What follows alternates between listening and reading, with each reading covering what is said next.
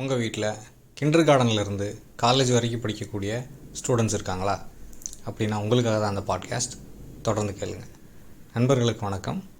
கடந்த 2023ஆம் ஆண்டு ஸ்வீடன் இனிமேல் அவங்க பள்ளிகளில் தொழில்நுட்ப கருவிகளை அனுமதிக்க போகிறதில்ல, அதற்கு பதிலாக திரும்பவும் பாடப்புஸ்தகங்களே நாங்கள் பயன்படுத்த போகிறோம், அதாவது ஆரம்ப கட்ட வகுப்புகளில் அப்படின்னு சொல்லி ஒரு முடிவெடுத்தாங்க. அதுக்கு கிட்டத்தட்ட 100 மில்லியன் யூரோவும் அவங்க செலவு பண்ணியிருக்காங்க. பிரிட்டன்லேயும் நியூசிலாண்ட்லேயும் 16 வயசுக்கு கீழே உள்ள பள்ளி பிள்ளைங்க சோஷியல் மீடியா பயன்படுத்துகிறத தடை பண்ணுவதற்கான ஏற்பாடுகள் நடந்துகிட்ருக்குன்னு சொல்லி நியூஸ் கொடுத்துருக்காங்க. அமெரிக்காலேயும் இந்த அவேர்னஸ் இப்போ உருவாக ஆரம்பிச்சிருச்சு.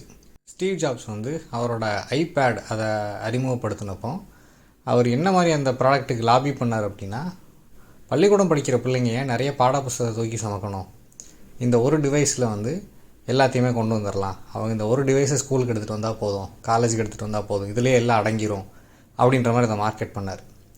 அதை நம்பி அதை எதிர்பார்த்து ஏகப்பட்ட பேர் அதை வாங்க ஆரம்பித்தாங்க. அது மிகப்பெரிய வெற்றி அடைஞ்சது. இன்னமும் அந்த டிவைஸ் மார்க்கெட்டில் இருக்குது. ஆனால் ஸ்டீவ் ஜாப்ஸ் அந்த டிவைஸை ஒரு நாளும் அவரோட பிள்ளைங்களுக்கு பயன்படுத்த கொடுத்ததே கிடையாது. எல்லோரும் அதை பிறந்தநாளுக்கு பரிசாக வாங்கி கொடுக்கக்கூடிய அந்த நாட்டில் அதை அவர் பிள்ளைங்களுக்கு கொடுக்கவே இல்லை.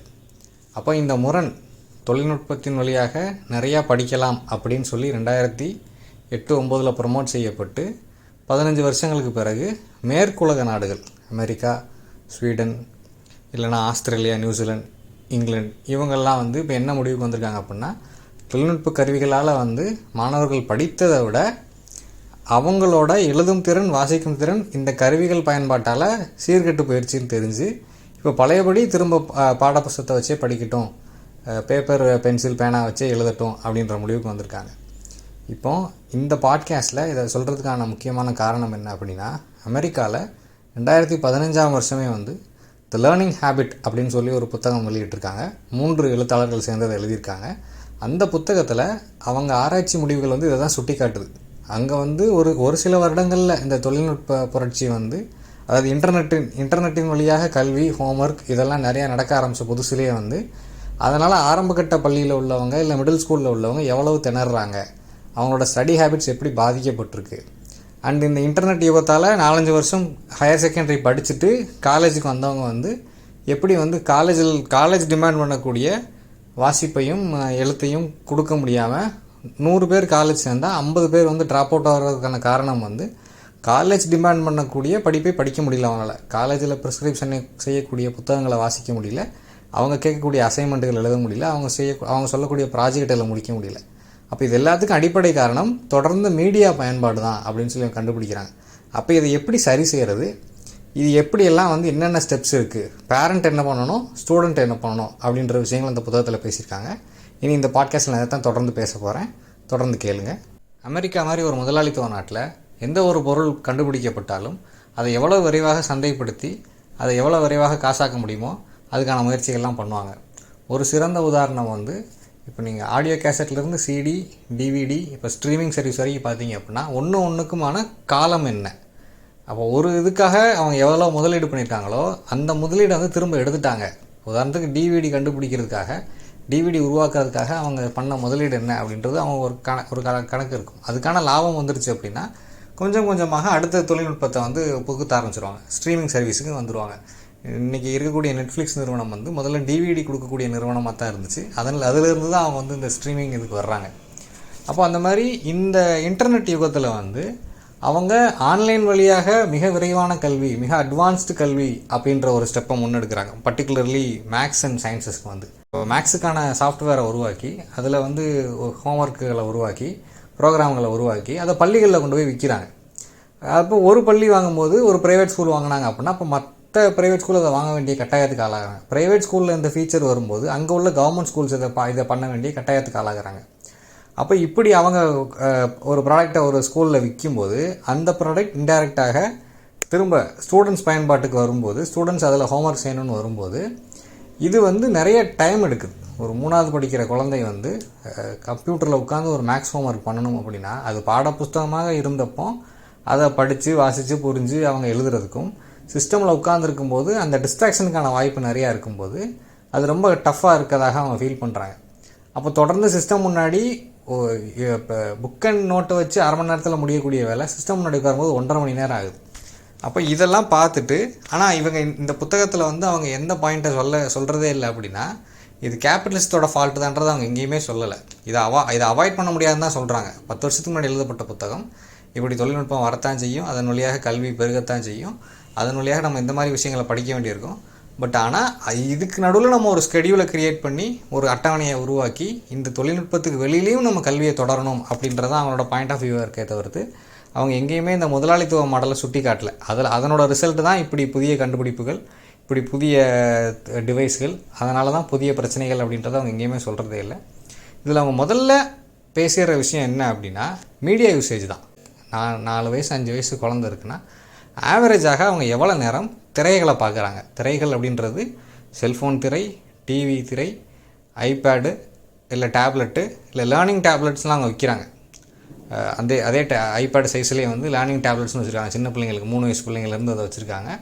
அப்புறம் லேப்டாப்பு, டெஸ்க்டாப்பு, இப்படி எல்லா திரைகளையும் பார்க்கும்போது அது போக அவங்க கார்கள்லேயும் டிவிகளை வாங்கி மாட்டி வச்சுடுறாங்க.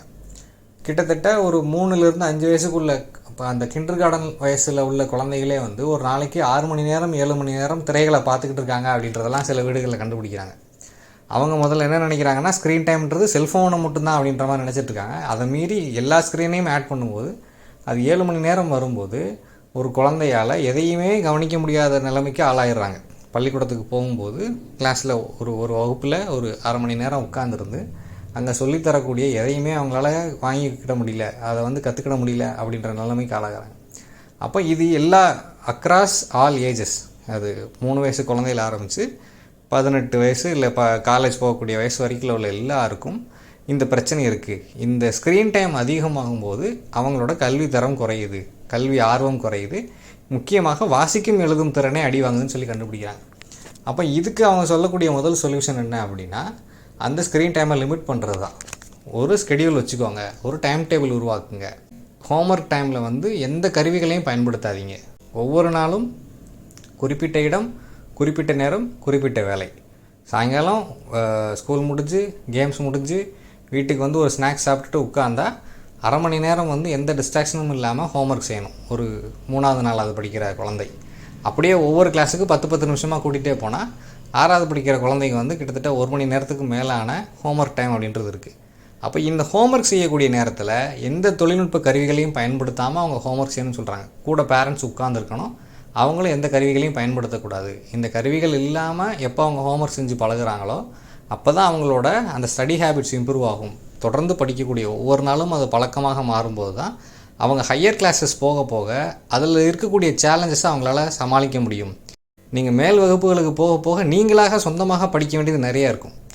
ஆசிரியர்கள் வந்து சிலபஸை கொடுத்துட்டு ஐடியாஸ் அண்ட் கான்செப்ட்ஸை தான் பேசுவாங்களே தவிர்த்து இங்கே வந்து பரீட்சைக்கு உங்களை எழுத வைக்கிற மாதிரி அவங்க எதையுமே சொல்லிக் கொடுக்குறதில்ல. உங்களை சொந்தமாக சிந்திக்க வைப்பதற்கும் நீங்கள் சொந்தமாக கருத்துக்களோடு வர்றதுக்கும் தான் வந்து அவங்க வந்து பாடம் சொல்லி கொடுப்பாங்களே தவிர்த்து இங்கே இதை படிச்சுட்டு வந்து எக்ஸாம்பிள் தான் நீ பாஸ் அப்படின்ற மாதிரி கிடையாது. ஒரு புத்தகத்தை கொடுத்து அதை வாசிச்சுட்டு வந்து அவங்க வந்து அதை பற்றி வந்து எழுதணும். அப்புறம் எழுதிட்டு வந்ததை வந்து இப்போ கிளாஸில் ப்ரெசென்ட் பண்ணணும் 20 பேர் முன்னாடி. அதில் கொஸ்டின் அண்ட் ஆன்சர்ஸ் இருக்கும். அப்போ இப்படி ஒரு ரொம்ப ப்ராக்டிக்கல் ஓரியன்டாக இருக்கும்போது அங்கே இது எப்படி சாத்தியமாகுதுன்னு கேட்டால் டீச்சர் ஸ்டூடெண்ட் ரேஷியோ தான். 20 ஸ்டூடெண்ட்ஸ்க்கு ஒரு டீச்சர் தான் இருக்காங்க. அப்போ ஒரு டீச்சர் வந்து 20 ஸ்டூடெண்ட்ஸோட எல்லா ரிப்போர்ட்ஸையும் படிக்க முடியும், எல்லாருக்கும் ஃபீட்பேக் கொடுக்க முடியும். அண்ட் கிரேடிங் சிஸ்டம் ரொம்ப ஸ்ட்ரிக்டாக இருக்குது.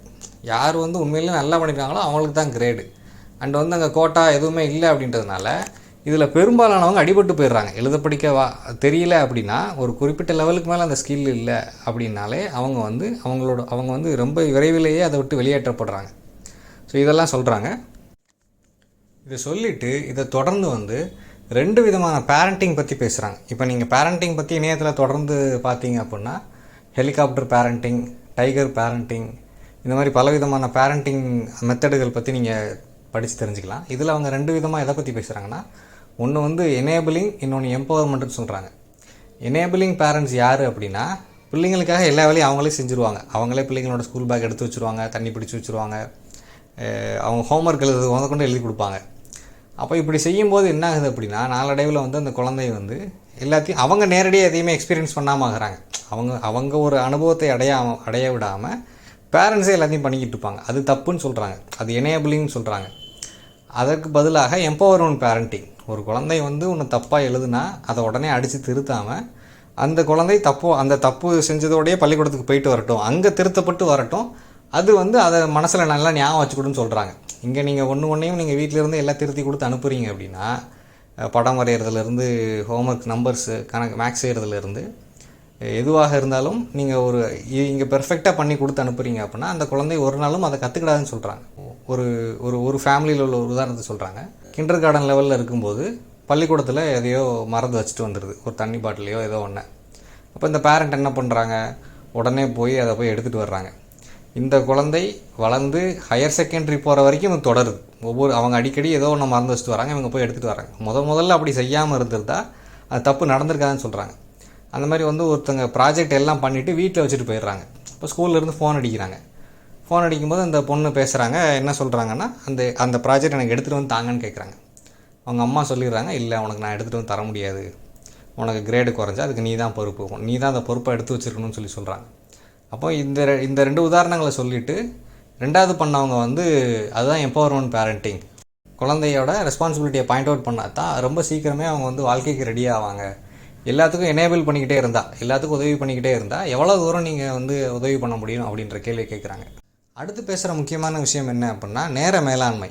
டைம் எப்படி மேனேஜ் பண்ணுறது. அங்கே வந்து எல்லோரும் வந்து ஏதோ ஒரு ஆக்டிவிட்டியில் இருக்காங்க. பள்ளிக்கூட படிப்பு தவிர்த்து வந்து ஆரம்பக்கட்ட பள்ளிகளில் இருந்தே வந்து ஏதோ ஒரு விளையாட்டில் இருக்காங்க, இசைக்கருவி வாசிக்கிறாங்க, எக்ஸ்ட்ரா ஏதோ ஒரு ஸ்கில்லோடு தான் இருக்காங்க. எதுக்கோ ஒன்றுக்கு வந்து நேரம் செலவழிக்கிறாங்க. அப்படி நேரம் செலவழிக்கிறதுல வந்து தொடர்ந்து டென்னிஸ் விளையாண்ட ஒரு பெண் வந்து அதுக்கான ஸ்காலர்ஷிப் வழியாகவே காலேஜ் படிக்க போகிறாங்க. அப்படி இந்த உதாரணங்களை சுட்டி காட்டுறாங்க. அப்போ இஃபெக்டிவாக யார் டைமை மேனேஜ் பண்ணுறாங்களோ அவங்க தான் வந்து மேலே வர்றாங்க. அப்போ அந்த ஆரம்ப வயசுலேயே வந்து அந்த டைம் ஸ்கெடியூல் பண்ணுறது எப்படி, நேரத்தை பிரிச்சுக்கிறது எப்படி, எதுக்கு எவ்வளோ நேரம் அப்படின்றத வந்து பிள்ளைங்களுக்கு சொல்லிக் கொடுக்கணும்னு சொல்கிறாங்க. கடைசியாக அமெரிக்கா வந்து எப்பயுமே வந்து வெற்றி நோக்கி ஓடக்கூடிய ஒரு நாடு, கோல் ஓரியன்டாக இருக்கணும்னு சொல்கிறாங்க. சின்ன வயசுலேருந்தே வந்து எதை நோக்கி ஓடுறாங்க அப்படின்றத முடிவு பண்ணிவிட்டு அதுக்கான ஓட்டத்தை வந்து ஸ்டெப் பை ஸ்டெப்பாக கொண்டு போகணும்னு சொல்கிறாங்க.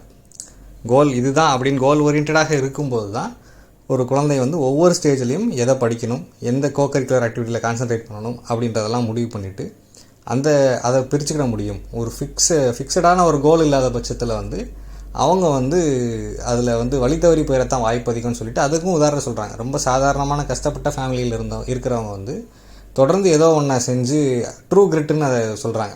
அந்த தீவிரத்தன்மையோட விடாமுயற்சியோடு ஏதோ ஒன்று தொடர்ந்து பண்ணி ஒரு இடத்துக்கு வரும்போது கொஞ்சம் வசதியான, எதுக்கும் கஷ்டப்படாமல் அந்த எனேபிள் பேரண்டிங், அந்த எல்லாமே செல்லம் கொடுத்து வளர்க்கப்பட்ட பிள்ளைங்க வந்து காலேஜ் படிக்கிற வயசு வந்ததுக்கப்புறம் ஒரு முடிவெடுக்க முடியாமல் இருக்காங்க அவங்க வாழ்க்கையில் உறுதியாக என்ன செய்யணும் அப்படின்ட்டு. ஆனால் ஒரு வீட்டில் 5-6 பிள்ளைங்க இருந்த வீட்டில் வந்து அவங்க எல்லாத்துக்கும் கஷ்டப்பட்டு அவங்க சரியாக அவங்களோட இலக்குகளை நோக்கி போகிறாங்க. அப்போ அதையும் பேரண்ட்ஸ் தான் அந்த ஆரம்ப கட்ட வயசுலேயே அதை முடிவு பண்ணி கொடுக்கணும், அதுக்கு உதவி பண்ணணும்னு சொல்கிறாங்க. என்ன வாழ்க்கையில் என்னவாக நீ ஆக போகிற, அதுக்கான பயணத்தை ஒவ்வொரு ஸ்டெப்லேயும் நீ எப்படி தொடர்ற அப்படின்றது. ஸோ இந்த புத்தகத்தை நீங்கள் வாசித்து பாருங்கள். இது ரொம்ப ரொம்ப எளிமையாக நேரடியான ஆங்கிலத்தில் பல உதாரணங்களோடு எழுதப்பட்ட மிகச்சிறந்த புத்தகம். அதனால் கண்டிப்பாக உங்களுக்கு பிரயோஜனமாக இருக்கும். இவ்வளோ நேரம் பொறுமையாக கேட்டதுக்கு நன்றி. வணக்கம்.